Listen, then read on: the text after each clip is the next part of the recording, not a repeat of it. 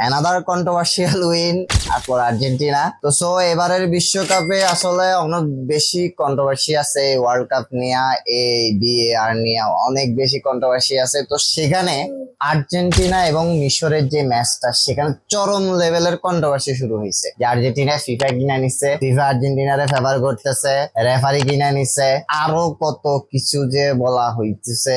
So এখানে আসলে মূল ফ্যাক্ট হচ্ছে যে কিছু বলি, এবার ফুটবলে অনেক বিতর্কের বিষয় আছে, যেখানে ফার্স্ট বিতর্ক শুরু হয় ইরান এবং মিশরের ম্যাচ থেকে। ইরান এবং মিশরের ম্যাচে ইরানের এমন একটা গোল বাতিল করা হয় যেখান থেকে মূলত বিএআর এর কন্ট্রোভার্সিটা আসলে শুরু হয়। যেখানে দেখা হয় ইরানের প্লেয়ার অফসাইডে ছিল, সেখান থেকে গোল হয়, ওই জন্য গোলটা বাতিল। কিন্তু আদতে সেটা কি অফসাইড হয়েছে কিনা এটা নিয়ে চরম লেভেলের কন্ট্রোভার্সি আছে এবং ইরানের প্লেয়ারদের দাবি ইরানকে বাদ দেওয়ার জন্য এগুলা হচ্ছে যে চক্রান্ত ছিল। এরপর আসি হচ্ছে যে জার্মানি এবং প্যারাগুয়ের ম্যাচে, যেখানে হচ্ছে যে জার্মানির একটা গোল বাতিল করে দেওয়া হয় বিকজ কর্নার শুট আউটের আগে জার্মানি হচ্ছে যে প্যারাগুয়ের গোলকিকে ফাউল করে, সেই জন্য হচ্ছে যে বাদ দেওয়া হয়। এটা কিন্তু নোটিসেবল। থার্ড আরেকটা হচ্ছে যে ক্রোয়েশিয়া এবং হচ্ছে পর্তুগালের ম্যাচে, যেখানে একটা ক্রস থেকে হচ্ছে যে ক্রোয়েশিয়া স্কোর করে, তো সেখানে হচ্ছে যে বলা হয় ক্রোয়েশিয়ার যে ম্যান অফসাইড জোনে থাকে, সেজন্য ওই গোলটা বাতিল করা হয়। কিন্তু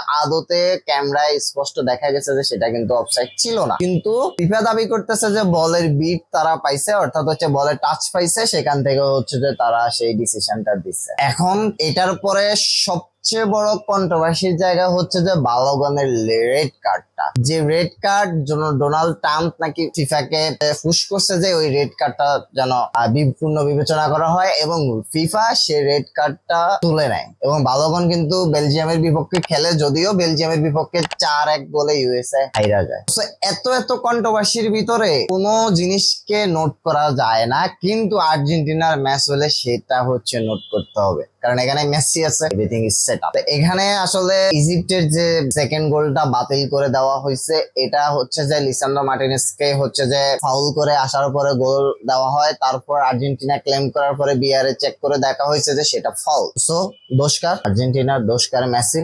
মেসি সব সেট আপ করে রাখছে, মেসি ফিভার ইয়াতে চলে আরো কত। এরপর হলো যে আর্জেন্টিনা কামব্যাক করছে, খেলা হয়ে গেছে 2-2। তৃতীয় গোলটা যখন হয় আর্জেন্টিনা, সেখানে হচ্ছে যে মোহাম্মদ সালাহ যখন হচ্ছে আর্জেন্টিনা ডিবক্সে বল নিয়ে যাইতেছে, সেখানে হচ্ছে হুলিয়ান আলভারেজ তাকে ট্যাকেল করে, ওই ট্যাকেলে ফার্স্ট উইন করা হয় বল। এরপর হচ্ছে যে সালাহ ট্যাকেলের টাচ পায়, সেখান থেকে সালাহ পড়ে যায়। কিন্তু সেটাই হচ্ছে যে মূল কন্ট্রোভার্সি, যে আর্জেন্টিনা যে ফাউলটা উইন করছে, তাহলে ইজিপ্টের সাথে সেই ফাউলটা কেন দেওয়া হইলো না। তো অ্যাজ পার ফিফা রুলস, যেটা ফিফা রুলস সেটা অনুযায়ী যদি বিবেচনা করা হয়, সেখানে ফার্স্ট টাচ করা হয় বলে, নট প্লেয়ার। যেখানে প্লেয়ারকে বল টাচ করা হয়েছে, সেখানে কিভাবে আসলে এটা ফাউল দিবে, এটা আসলে আমার মাথায় আসে না। তো আমরা যেহেতু বাঙালি মানুষ, আমরা তো আসলে দর্শনে যেটা ফার্স্ট দেখি সেটারে বিশ্বাস করি, সেটারে এক্সপ্লেন করি। এটা নিয়ে ভাই চরম লেভেলের ক্রেজ সৃষ্টি হয়েছে পুরা বাংলাদেশের মানুষ, মানে অর্থাৎ রাইভাল ফ্যান যারা আছে তারা তো পুরো ধুইয়া দিচ্ছে যে ফিফা কিনা নিছে আর্জেন্টিনা, ফিফা ফেভার করতেছে, ব্লা ব্লা ব্লা। এখানে বিষয়টা হচ্ছে যে এতগুলা দেশ এবার বিশ্বকাপ খেলতে আসছে, সেখানে আর্জেন্টিনারই ফিফার বাইসা নিতে হবে, বুঝতে পারতেছেন? এগুলা মানা যায়? আর এর চেয়ে বড় বিষয় হচ্ছে যে যেটা আমি সবচেয়ে বেশি ঘৃণা করি, যেটা সবচেয়ে বেশি আমার কাছে মানে ঘৃণিত মনে হয়, যে খেলাধুলার ভিতরে ধর্মীয় ট্রামটাকে নিয়ে আইসা যে সফট কর্নারটা নেওয়া হয়, সেটা হচ্ছে আমার কাছে সবচেয়ে বড় খারাপ লাগার বিষয়। আমরা সবাই হচ্ছে এনজয় করি, প্রতি 4 বছর পরে একবার ফুটবল আসে, ওয়ার্ল্ড কাপ আসে, সেখানে হচ্ছে যে আমরা হচ্ছে রাইভালিটি থাকে, আমরা সেটাকে এনজয় করি। আমি আমার টিমকে সাপোর্ট করতেছি, আপনি আপনার টিমকে সাপোর্ট করবেন, এটা জাস্ট এনজয়ের মধ্যে থাকলে ঠিক আছে। ওইটারে এত বেশি সিরিয়াসলি নিয়ে নিজের ব্যক্তিগত জীবনে ইফেক্ট ফেলানো, এটা আসলে ধর্মীয় বিষয়ে ইফেক্ট ফেলানো, এটা আসলে ঠিক না। সো ফুটবল এনজয় করা ভালো। আমি আমার টিম বা আমার থিওরি, আমার দর্শন থেকে আমি অনেক কথা বলবো, জাস্ট যতটুকু আসলে করা দরকার ততটুকুই লিমিটে থাকা। আমি থাকি বা আপনি থাকেন, যে হোক, লিমিটে থাকা, এটাকে ওইখানে ক্লোজ করে দেওয়া। এর বাইরে হচ্ছে যে আমরা সবাই একই দেশের মানুষ, একই এলাকার মানুষ বা একই পরিচিত মানুষ, সেখানে আর কন্ট্রোভার্সি যাওয়ার দরকার নাই। হ্যাঁ ঠিক আছে, কারোর সাথে বনিবনা হচ্ছে না ভাই, ঠিক আছে তুমি রাইট, আমি রং চলে আসা ভালো। সো